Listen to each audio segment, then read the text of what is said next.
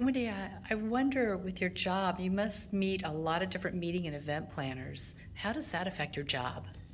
Uh, it affects my job in a big way every day. Keeps it interesting because there are so many different meeting planners or event planners or executive secretaries or executives that have planning going on in their world. So um, honestly, there's a society or an association for everything. And if you think I'm kidding, there's the Salt and Pepper and Novelty Association. There's the Plain Jane Society.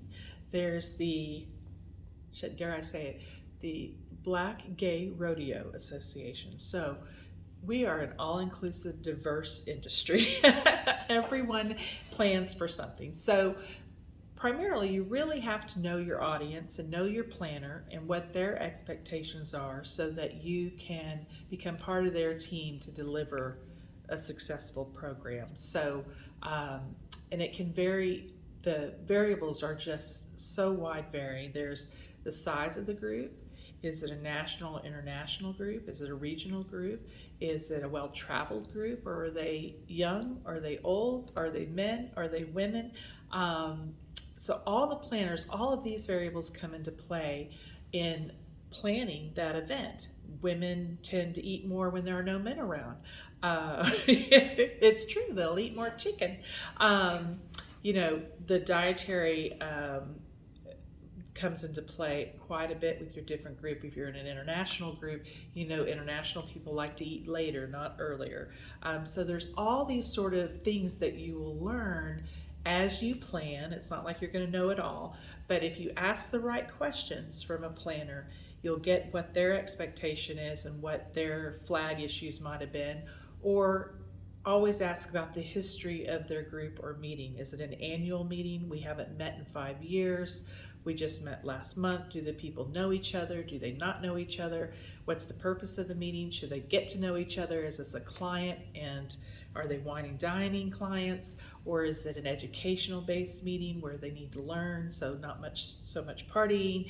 So all different occasions for all different people.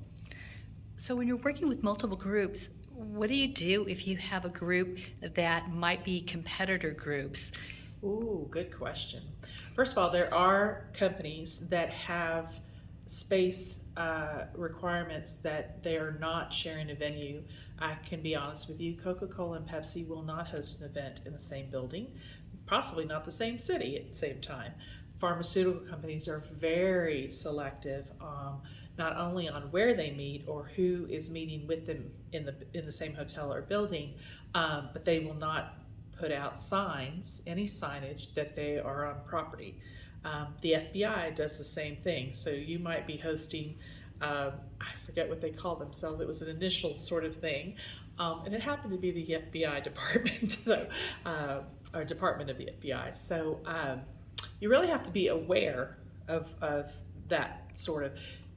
One of the things I learned is when you're hosting a Coke or a Frito-Lay, all brands and product need to be from that company. So even though we might serve Pepsi, if you're booking Coke, you better have Coke product out, including their Dasani water, not an Aquafina, which is Pepsi. So you have to be aware of these sort of things, and branding, very important to the client and to the attendees. What's the craziest one you ever had, or just one of your favorites? Oh, Unusual. I mean, all these years, you've got some great stories. oh, you're putting me on the spot. There's so many stories. Um, let's see. Obviously, some of this was not rehearsed. I know, I'm trying to think. I mean, and some of these things that you learn over the years. I can't think of one now that you've put me on the spot. Okay, Oh, we'll get you off the hotline then. yeah.